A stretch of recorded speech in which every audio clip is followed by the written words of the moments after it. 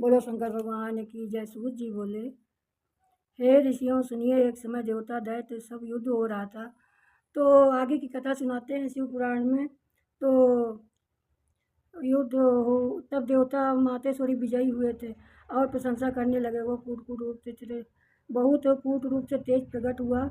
वह देवता घबराने लगे और इंद्र के पास जाकर बोले, हे देवता राज, वह क्या है? तो वह इंद्र ने पवन देव से परीक्षा लेने के लिए वहां भेजा और सुनते ही वह तेज जरा सा कहा।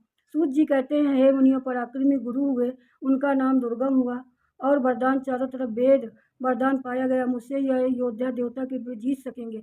यह सुन पृथ्वी के अनेक उपद्रव करने लगा और वर्ष में देवता भयभीत होने लगे। इस तरह से क्रियाएं होती जा रही थी और संकट को देखकर महादेवी शरण में आए और कहने लगे, जिस तरह अपने ये सुख और शंभु और निशुंभ का वध किया है, उसी तरह दुष्ट का भी वध करिए। इस प्रकार से दुखी देखकर देवी जी अपने नेत्रों को दया जल से भर लिया और जल के हजारों धाराएं निकली और बहने लगी और तथा उसी समय संपूर्ण वृक्ष औषधियाँ हरी भरी हो गई और नदियाँ तालाब आदि जल सब संपूर्ण हो गए। उसी समय देवता ब्राह्मण के बड़े प्रसन्न हुए। देवी बोली, हे देवताओं, अब मैं तुम्हारा उपकार कैसे करूं? तब देवता बोले, दुर्गम जो चुराए गए चारों वेद तुम्हें मुझे फैल जाएंगे। इस धाम को पधारे और इस तरह से नगरी चारों ओर आक्रमण किया और फिर महाकाली चक्र लिए पहुंची। दोनों ही घोर युद्ध हो गया और पहने पहने बाण घुटने लगे। देवी शरीर से या देवियाँ प्रकट हुई। उनके नाम हैं काली, दुर्गा, छिन्न माता और विद्या परमेश्वरी, भैरवी, बगुला, धूम्रा, त्रिरूपा, मातंगी और देवियाँ निरंतर मिलकर दैत्य अगौक्षिणी सेना निवास कर दिया और फिर दुर्गम दैत्य वध कर दिया। इस तरह से वध करके देवी जी अपने वेद प्राप्त किए। उस वेद में देवी की देवताओं को जाकर दिए गए तो बोले, हे मातेश्वरी, आप अपने हमारी रक्षा की है, इस कारण से मैं आपका नाम शताक्षी रख दूं क्या? तो उन्होंने वहाँ से शताक्षी नाम से प्रसन्न उत्पन्न किए और इस तरह लोक पावन होकर कहा गया। इस तरह से दुर्गा जी का धर्म दुर्गा शताक्षी हुआ और उनका नाम दुर्गा होगा। और जो दुर्गम दैत्य का वध किया, उनका नाम दुर्गा होगा। और ये हमारा नमस्कार स्वीकार कीजिए और हमारी रक्षा कीजिए। तब दुर्गा देवी बोली, चिंता न करो, तब तक असुरों का विनाश करती रहूंगी, इसी प्रकार आगे रक्षा करती रहूंगी। इसे सत्य समझो, जब जब असुर आकर उपद्रव करेंगे तभी तभी मेरा अवतार होगा और तुम्हारी रक्षा करूंगी। इस समय मैं बोले प्रसिद्ध शताक्षी और शाकंभरी तथा दुर्गा देवी के नाम से प्रसिद्ध हो गई। देवी माता तो तीनों नाम से प्रसिद्ध हुआ। क्रिया योग की विधि जानिए क्या होती है। सूत जी कहते हैं, हे ऋषियों, इस क्रिया का योग कैसे है, इसका कैसे वर्णन किया जाता है? तो सनत कुमार जी बोले, हे व्यास जी, जगत जननी ज्ञान योग और क्रिया योग देवी हैं, तो तीनों लोक में मोक्ष दोनों को देने वाले तथा योग में योग का मुक्त बंधन है तथा मिट्टी लकड़ी सब मंदिर बनवाता है और सब उद्धार कर देती हैं। मातेश्वरी मंदिर बनवाने का जन्म जन्म का पाप नष्ट हो जाता है और प्रतिष्ठा तथा प्राप्ति होती है और मंदिर जितने वर्षों तक ईंट जमी रहती है उतने वर्षों तक संसार मुख भोग चलता है। देवी जी मंदिर का निर्माण करने से त्रिलोकी स्थापना से भी होती है। कोटि कोटि फल प्राप्त होता है। जो मंदिर बनवाकर शिव की प्रतिमा मध्य और स्थापित करके चारों ओर पंचातन देवी देवताओं की स्थापना करता है, उसका पूर्ण आनंद होता है। सूर्य चंद्र ग्रहण के अवसर पर जो विष्णु सहस्त्र नाम का पाठ करते हैं वह फल बहुत मिलता है और 100 गुना फल मिलने से सहस्त्र नाम से जप करने से होता है। दुर्गा जी का स्मरण करते हैं वो भी बहुत गणपद प्राप्त होते हैं। इस तरह से मंदिर में मिट्टी का गोबर से लिपते हैं। जो देवी मंदिर गोबर से लिपते हैं उनका मंदिर झाड़ू लगाते हैं, परम पद प्राप्त होते हैं। और अष्टमी तिथि को जो मूल मंत्रों का पूजा करनी चाहिए। और कमल के पुष्प बहुत प्रिय होते हैं, इसलिए कमल के फूल चढ़ाने चाहिए। श्रद्धापूर्वक सोना चांदी पूर्ण आदि सब भेंट में चढ़ाने चाहिए। सब गति प्राप्त होती है। पूजन भी बाद में क्षमा याचना करनी चाहिए। इस तरह से पूजन पाठ करना चाहिए। इससे व्रत भी करता है और बंधनों से मुक्त हो जाता है। और तृतीय वर्ष की देवी मनोरथ पूर्ण करती हैं। इस तरह से विधि पूर्वक देवी जी की व्रत करना चाहिए। इस तरह से व्रत किया जाता है तथा तथा तथा हरण किया हुआ वापिस नहीं मिलता और वैसे देवी पूजन पूजन भवसागर बंधनों से पार हो जाता है। और प्रथमा द्वितीया तृतीया चतुर्थी पंचमी षष्ठी अष्टमी को नवमी को जो देवी पूजन करते हैं उनका मनोरथ पूर्ण होता है। कार्तिक माघ में फाल्गुन शुक्ल की पक्ष की तृतीया को व्रत करता है, धूप दीप नवोदय आदि की आरती करता है, उनसे देवी जी प्रसन्न होती है। स्त्रियों में सौभाग्य बढ़ाने वाली रक्षा करती हैं तथा ये सब पुत्र पौत्र आदि धन धान की वृद्धि होती है। उमा सहित समाप्त संहिता पुराण कथाएं ये सब मोक्ष देने वाली हैं। बोले शंकर भगवान की जय, बोलो दुर्गा मैया की जय।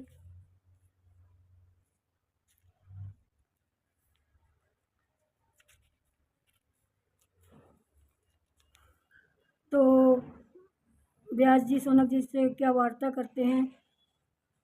मंगल यदि व्यक्ति गणेश जी के संकादिक प्रधान पुरुष शिव जी को नमस्कार करते एक समय की बात है। हिमाचल पर्वत पर स्थित तपस्वी मुनियों ने काशी नगरी में जाने की इच्छा की, तो वहां पहुंचकर गंगा स्नान करके विश्वनाथ दर्शन किया और शिव जी को नमस्कार किया और पंचोचार देखने के बाद सूर्य जी वहाँ आ पहुँचे। देखकर ऋषियों को प्रणाम किया और सूर्य जी उनकी कुशलता पूछी तथा वो मुनियों को महाभाग व्यास जी परम पौराणिक सूर्य जी आप धन्य हैं तथा उसके लिए आप ही विराजमान सागर देश के पुराणों में पुराण ज्ञाता तथा गुरु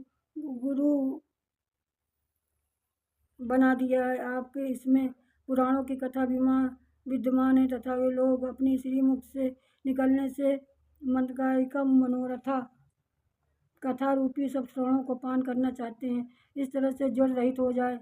इस बढ़कर आप हमारा कोई गुरु नहीं है। इसलिए वचन सुनकर विश्वसूत जी कहने लगे, हे मुनीश्वरों, बड़े भाग्य से हम धन्य हुए हैं। हमारी व्यास जी नवमी सारण क्षेत्र के निवासी मुनियों को उपदेश दिया था। मैं आपसे कहता हूँ उसे आप सुनो। तो ऋषियों ने नवमी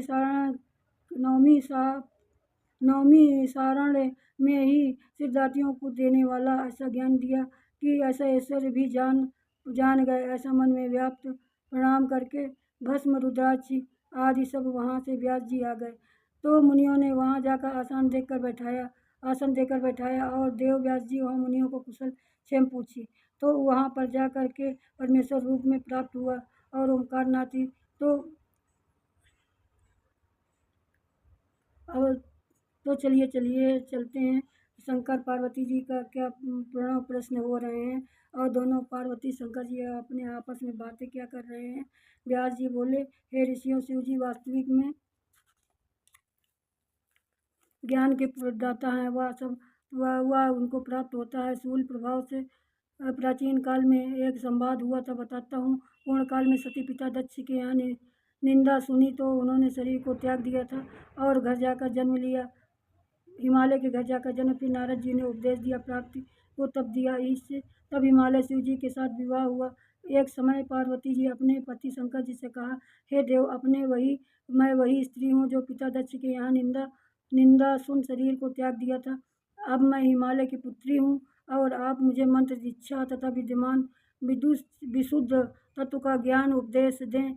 तब उन्होंने शंकर जी से कहा, हे देवी, चलो मैं तुम्हें कैलाश शिखर पर अत्यंत स्थित करूँगा और कैलाश पर ले गए। उन्होंने पार्वती जी को मंत्र से दीक्षित कर उन्हें शुद्धात्मा में स्थित किया और पार्वती जी की सखियों आदि से उन्होंने प्रणव की प्रभाव से उन्हें तार दिया और पार्वती जी इस प्रकार पूछना शिव जी ने उन्हें आशीर्वाद दिया, हे देवी, इस मंत्र में मंत्रों का बीज है। वह बीज वृक्ष के समान सूक्ष्म और बहुत स्थूल है तथा वहीं तीनों गुणों का सर्वज्ञ करता है। ये ओम अर्थात ओम का यह अक्षर मंत्र या एक अक्षर का मंत्र या सर्वशुद्ध संसार की वस्तुओं का गुणमयी है तथा ये ओम का मंत्र जरूर करना चाहिए सभी इंसान को। शिव जी का जगत में प्रणव स्थित शिव जी के प्रयोग में शिरोमणि तथा यह ओमकार काशी को त्यागने वाला देता हूँ। सो ये आप सिद्धि प्राप्त कर लीजिए। ओम के मंत्र से अगर कोई सिद्धि प्राप्त कर लेता है वो बहुत वो शिवलोक का भागी बनता है। तो इस तरह से प्राणियों को प्रभाव से आशा प्रणाम करके ओम वो बाद में वही यही ओम भी महान बीज आकर के रजोगुण और ब्रह्मा जी के उस प्रकार सतगुण और हरिगुण और मनाकर बीज तमोगुण और अहंकार करता शिव प्रकट होते हैं। साक्षात महेश्वर तीनों भाव को बिंदु रूप की कृपा से वो ध्यान करना चाहिए। बोलिए शंकर भगवान की जय। शिव जी बोले, हे देवी, ये मैं संन्यास के बारे में बताता हूँ। यति ब्रह्म स्वरूप उठना चाहिए तो संन्यास आश्रम कैसा होता है। घर में बैठकर सन्यासी बन सकते हैं, लेकिन ये कैसा होता है। ब्रह्म मुहूर्त में उठिए और गुरु आज्ञा लेकर प्रणाम करना चाहिए। मूल में 6 चक्रों का ध्यान रखना चाहिए। बिजली के समान तेज समाया हुआ निर्गुण ब्रह्म से रुद्र ध्यान करें और टहलने के लिए जाएं। वहाँ से नित्य कर्म को स्नान कर पंचाक्षर मंत्र जप करके प्राणायाम करें। 3 बार अधर देके और 100-800 जप कर मंत्रों का जप करते हुए जप करने के लिए तत्पश्चात वहाँ से बैठकर विधि पूर्वक पूजा करें। फिर पृथ्वी में गोबर से लीप कर चौकोर मंडप बनावें और लाल पीले वस्त्र रंग भरें और फिर मंत्र लिखें और कोने में श्वेत लाल धातु रंगों का 4 द्वार बनाएं और पृथ्वी गुरु आचार्य बताएं और दिशाओं में मंडप बनाएं और सूर्य नारायण की पूजा करें। फिर कमल की रचना करें और कमलाय नमः और इस तरह से ओम शक्तियाय नमः और उच्चारण करते हैं। ओम गुरुवाय गुरु जी को प्रणाम करें। ओम गुरुवाय नमः इस प्रकार से आत्मा पवित्र करें और फिर इसके बाद मंत्र का उच्चारण करें और परिक्रमा आदि करके कमल की पूजा करें। फिर पंचकाली जी का संयोजन कल्पना करें और उनका भी शिलान्यास करें। इस प्रकार चौकोर मंडप बनाकर ओम की पूजा करें। ओम नमः शिवाय, ओम नमः शिवाय, ओम का जाप करें और परिपूर्ण करें। ओमकार पुष्पादि की पूजा करें। मूर्ति की कल्पना करें और इधर मंत्रों की मूर्ति द्वारा आवाहन करें। एक मन से ध्यान करें और गणेश जी का शिशोपचार पूजन करें। सबसे पहले गणेश जी का पूजन करना चाहिए, फिर इसके बाद चाहे जो कुछ करें। फिर इसका स्कंद अग्नि मंडप सूर्य भगवान के मंत्रों का ध्यान करें। 5 मुख का आसान पर पूजा करें। इससे ही मौन मनोमयी गौरी रूप देवी इस प्रकार से प्रसन्न होती हैं और पूजा करना चाहिए। यह सिद्ध होता है शिव जी के होने पर परमात्मा भी शिव परमेश्वर संसार में वैद्य सर्वज्ञ महात्मा 8 नाम के मुख्य प्रतिपादित सब शंकर जी के महादेव शंकर जी से प्रसिद्ध हैं। शिव सप्तर्षि लोग भी उन्हें शिव के नाम से पुकारते हैं। वे 23 तत्वों पर परे हैं। प्राकृतिक के 25वें पुरुष हैं। इन्हें वाच्य वाचक देव आदि सब ओंकार कहते हैं। इस वेद को जानने में लोग प्रतिष्ठित पट की पुरुष प्राप्ति अधीन विष्णु माया प्रगति है। इस तरह से कृपा माया सम्मोक्ष प्राप्ति होती है। इस कारण से इनका नाम रुद्र पड़ा। और ब्रह्मा जी के कहने पर शंकर भगवान ने कहा कि हे वचन सुनकर परमेश्वरी पार्वती जी स्तोत्रों को करने से शिव जी को प्रणाम किया और इस तरह से समय पार्वती जी प्रसन्न हुई और अर्थ प्रकाशित होकर और विधान से उनको कहा। बोलिए शंकर भगवान की जय।